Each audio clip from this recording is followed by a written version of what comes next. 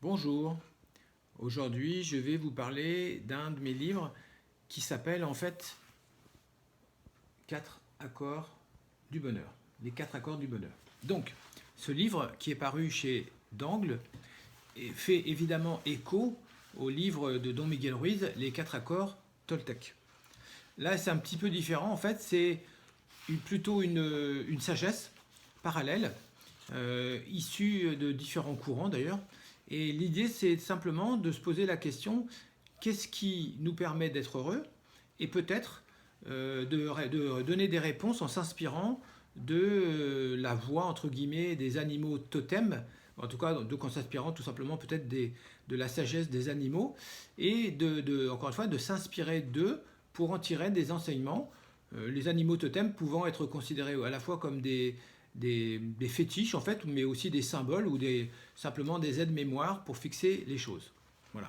Donc, 4 accords du bonheur, ça veut dire 4 voies, comme les 4 faces d'une pyramide. Et donc, je vais présenter ces 4 voies. Mais avant de commencer, j'aimerais expliquer comment le livre est structuré. Donc, il y a évidemment 4 parties principales, mais dans chaque partie, en fait, il y a toujours la même organisation. Donc, il y a à la fois des contes, des histoires, en fait, qui s'appuient en fait sur des exemples ou des anecdotes personnelles. Des fois, c'est utilisé, c'est transposé dans le monde animal. Des fois, ce sont des histoires qu'on trouve un peu partout, mais qui ont été adaptées. Et puis, il y a aussi beaucoup d'exemples de personnes que j'ai rencontrées. Voilà. Après, il y a à chaque fois, pour chaque partie, un test pour mesurer son degré de la faculté qui est proposée à développer pour être un peu plus heureux. Et voilà. Et après, il y a bien sûr à la fois une analyse de ce qui pourrait éventuellement nous empêcher de développer cette faculté, et puis des conseils, des pistes, des clés pour la développer justement et être plus heureux, plus facilement, plus rapidement. Voilà. Alors, quelle est la première voie par rapport à ça? Le premier accord, entre guillemets, c'est tout simplement ce que j'appelle moi, en tout cas, la voie du lézard. Et le conseil par rapport à ça, l'accord, si on peut dire, c'est soyez présent. Soyez présent. Parce que, en fait, j'ai animé des stages dans le désert sur le thème être présent pour être heureux. Parce que je m'étais aperçu assez vite qu'il y avait, comme tout le monde d'ailleurs, en fait, que la plupart des Occidentaux courent après des choses, des objets, de l'argent, des objets, des maisons, des voitures, des titres, des pouvoirs, des médailles, voilà. Et que, étrangement, plus les gens ont ces genres de choses, moins ils sont heureux. En tout cas, c'est ce qu'on peut constater. C'est que c'est comme si, en fait, ça alimentait une espèce de piste, comment dire, pas de piste, de cycle, qui fait que plus on en a, et plus on en veut, et finalement, peut-être moins on est heureux. Alors ça, en fait, c'est juste une façon de dire ce que tout le monde sait, mais que personne ne veut vraiment entendre, à savoir que le bonheur n'a pas grand-chose à voir avec l'argent ou avec les biens matériels. Tout simplement parce que pour être heureux, eh ben, il faut être, et non pas avoir. Avoir n'a rien à voir avec être. Aucun rapport. Et être, c'est quoi? Eh ben, c'est précisément être présent. Être, c'est être présent. Donc ce qui nous empêche d'être heureux, c'est notre incapacité à être présent. Et nous, les Occidentaux, nous sommes quand même, me semble-t-il, les artistes dans l'art de ne pas être présent. C'est-à-dire que nous sommes souvent, en fait, notre cerveau, c'est un peu une espèce d'essuie-glace, en fait, qui va en fait du passé au présent, au futur, pardon, du futur au passé, et qui s'arrête presque jamais, ou si peu de temps, au présent. Nous sommes rarement présents, en fait. Dans le désert, en fait, dans les stages que j'animais, j'arrivais à montrer assez facilement aux gens que d'une part, ils étaient peu présents et en fait, qu'ils étaient encore moins qu'ils le pensaient. Le but, c'est pas d'embêter, c'est de prendre conscience de ce qu'on est pour pouvoir changer, s'évaluer pour évoluer. Donc, la voie du lézard, c'est quoi? C'est tout simplement cette voie qui consiste à réapprendre petit à petit l'art du présent. Le présent étant, par définition, un mot qui signifie en même temps un cadeau. Mais avez-vous conscience que votre présent est un cadeau? C'est-à-dire tout simplement le fait d'être en vie, c'est déjà un cadeau. Ou est-ce que vous considérez ça comme un dû? Et que si jamais on vous l'enlève, si jamais on vous l'enlève ou on vous menace de la réduire, si vous apprenez que vous avez une maladie par exemple, est-ce que ça va vous mettre en colère, en rage? Pareil pour si ça touche vos proches, ou est-ce que vous considérez que déjà le fait d'être en vie jusqu'à maintenant, pour vous ou pour les autres, c'est déjà un cadeau, c'est déjà une bénédiction, c'est déjà quelque chose de fabuleux. Voilà. Votre regard là conditionne évidemment toutes les choses. Donc comment on peut réapprendre à être présent? Être présent, c'est tout simplement ressentir. Le présent, c'est le ressenti. Donc la question qui va vous aider à être ou à redevenir plus présent, c'est qu'est-ce que vous ressentez maintenant? Qu'est-ce que vous ressentez? Voilà. Si vous pensez, vous n'êtes pas présent. Si vous réfléchissez, si vous analysez, si vous projetez, si vous ruminez les pensées ou les émotions du passé, vous n'êtes pas présent. Le présent, c'est là. Qu'est-ce qui se passe maintenant pour vous? Qu'est-ce que vous ressentez maintenant, soit dans votre cœur, émotion, soit dans votre corps, sensation, soit éventuellement un peu les deux. Voilà, donc ça c'est une question à laquelle vous pouvez réfléchir évidemment. La deuxième piste que j'évoquais dans mon livre, c'est celle-là en fait, c'est la voie de l'aigle, c'est-à-dire la liberté. Soyez libre, parce que je crois qu'on peut difficilement, j'allais dire on ne peut pas du tout, mais peut-être c'est possible, mais je crois qu'on peut difficilement être heureux si on n'est pas libre. Sauf que bien sûr, c'est quoi la liberté? La liberté, c'est pas je fais ce que je veux et j'emmerde les autres. Ça, c'est la définition un peu française de la liberté, c'est pas du tout le cas. Ou de l'adolescent moyen, la liberté, c'est pas ça. Dans la vie, il y a à la fois des possibilités et des contraintes. Donc, qu'est-ce que c'est que la liberté par rapport à ça?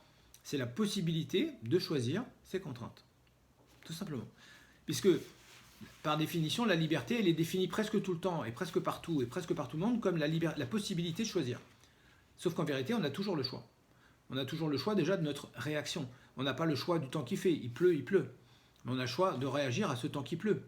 On peut rester à la maison, on peut sortir avec un parapluie, on peut décider de mettre de la joie ailleurs, on peut aussi déménager, on peut partir à un endroit où il y a du soleil. Enfin voilà, on peut réagir à notre façon. Et même en prison, on a encore la liberté de pleurer, de se battre, de chercher à s'évader, de se cultiver, de passer des études, de chercher à devenir, je sais pas, un chef de bande ou aménager sa peine. Voilà, notre liberté, elle est dans le choix de la réaction. Et là seulement.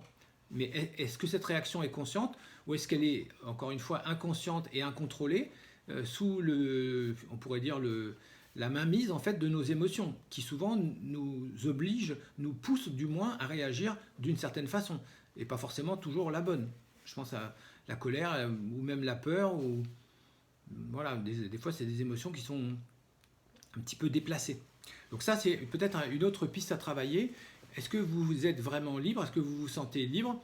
Et si vous ne l'êtes pas, parce que des fois on ne se sent pas libre, on a l'impression qu'on n'a plus vraiment le choix, soit quand on est par exemple enfermé, quand on est manipulé ou dominé par quelqu'un ou quelque chose, ça peut être une personne, ça peut être un conjoint, mais ça peut être un manager, ça peut être une entreprise, ça peut être une association, ça peut être une culture, ça peut être n'importe quoi en fait. On peut être dominé ou manipulé ou entravé tout simplement par quelqu'un ou quelque chose. Donc regardez ça lucidement et réfléchissez comment éventuellement vous pourriez vous libérer. Mais comme la plupart du temps, les gens ne nous dominent que par le pouvoir qu'on leur donne, peut-être qu'il faut prendre la décision de se retirer ou de se protéger ou éventuellement, pourquoi pas, de rompre la relation. Alors c'est difficile quand c'est la famille, mais on peut prendre des distances. Et puis on peut apprendre à s'affirmer. On peut apprendre à dire non, on peut apprendre à dire stop. On peut apprendre à ça suffit, on peut se battre ou se protéger. Voilà, donc ça je vous livre en vrac quelques pistes évidemment. La liberté c'est forcément un concept philosophique, mais c'est quand même très important parce que c'est la liberté qui permet justement de choisir son présent et donc le présent qui nous correspond. Parce que être présent c'est facile quand on est sur la plage au mois d'août avec un peu de vent et pas de travail et pas de contraintes. Quand on est au travail, dans le métro, en train de courir, etc., ça l'est un petit peu moins. Okay, mais qu'est-ce qui a choisi cette vie-là? Qu'est-ce qui a choisi cette vie de travail ou de non-travail? Qu'est-ce qui a choisi de privilégier l'argent sur le temps ou des choses comme ça? Donc la liberté, c'est aussi apprendre à décider. C'est aussi apprendre à choisir. Alors, le troisième accord, la troisième piste, c'est ce que j'appelle la voie du jaguar, c'est la voie de l'authenticité.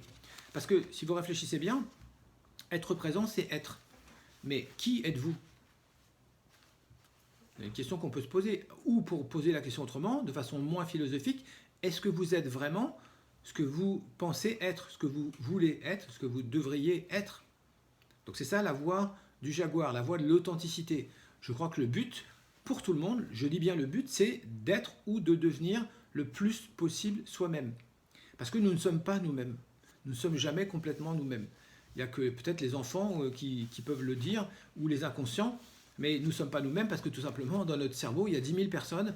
Il y a nos parents, nos grands-parents, il y a nos profs, il y a nos maîtres, il y a nos prêtres, il y a nos dirigeants, il y a voilà, il y a tous ces gens-là, il y a toute notre culture qui nous a structurés, qui nous a ordonnés, qui nous a organisés, cadencés. Et voilà, peut-être que être authentique, c'est revenir et redevenir soi-même. Et Nietzsche disait, chacun est l'être le plus distant de soi. Et non, je ne sais pas si c'est lui qui disait ça. Enfin, peu importe. Mais il a dit aussi, deviens celui que tu es. Ce qui sous-entendait évidemment que nous ne l'étions pas complètement, que comme une fleur en fait qui ne demande qu'à se développer, peut-être l'être humain, il est comme une plante, il a un potentiel et ce potentiel, il doit être révélé. Par exemple, moi je me suis beaucoup intéressé à la question du talent. Est-ce que vous connaissez votre talent? Probablement pas, la plupart des gens sont à côté de leur pompe, à côté de leur plaque. Donc vous avez un talent, ça c'est sûr, pour moi tout le monde a un talent et vous ne le connaissez pas ou peu. Si vous le connaissez, est-ce que vous l'acceptez? Si vous l'acceptez, est-ce que vous l'utilisez? Ça c'est une piste pour être heureux, bien sûr, d'utiliser ce pourquoi on est fait, puisque le talent c'est ce qui nous réconcilie. Mais encore une fois, qui êtes-vous? Est-ce que vous êtes laissé enfermer dans l'image que vos parents, vos éducateurs, vos professeurs vous ont proposé, ou est-ce que vous avez pris le temps de vous écouter, de vous découvrir, de vous apprendre? Et ça, c'est un vrai travail de fond. Alors, le quatrième et dernier accord, c'est la voix du papillon, c'est-à-dire tout simplement soyez heureux, mais maintenant. Alors, qu'est-ce que ça veut dire ça? Ça veut dire que, indépendamment des trois pistes que j'ai évoquées précédemment, lézard, jaguar et aigle, on peut aussi apprendre l'art de profiter du présent. Et pour ça, le symbole du papillon est assez extraordinaire, puisque on sait bien qu'il vole de branche en branche. On sait qu'il est fragile, que sa vie est fragile, et probablement il le sait également. Et donc il s'agit effectivement de profiter de chaque instant. Et profiter est un mot un peu abominable, parce que ça fait penser à profit, mais on peut le remplacer par un mot assez proche qui s'appelle apprécier. Et pour moi, il est clair que le bonheur, que je n'ai pas défini, c'est tout simplement l'art d'apprécier son présent. Ça et rien d'autre. Vous êtes heureux, heureuse, si et seulement si vous appréciez deux choses en vérité. D'abord votre présent et d'une manière générale votre vie complète. C'est-à-dire avec son passé, ses casseroles peut-être, ses réussites, son futur, c'est-à-dire vos projets si vous en avez, mais surtout votre présent, ce que vous avez et ce que vous n'avez pas aujourd'hui. Les gens qui sont autour de vous et qui n'y sont pas. Est-ce que vous pouvez vous contenter dans tous les sens du terme de ça? C'est-à-dire être content avec ça, c'est-à-dire accepter ça. Ce qui ne veut pas dire que vous allez baisser les bras et vous résigner. Non, si ça ne vous plaît pas, et probablement vous avez envie d'avoir plus ou autre chose que ce que vous avez, en attendant de l'obtenir, est-ce que vous pouvez apprécier déjà au moins ce que vous avez? Eh bien, ça c'est le secret du papillon pour être heureux ici et maintenant. Et je dirais même tout de suite. Voilà. Donc je vous souhaite une bonne lecture. Les 4 accords du bonheur.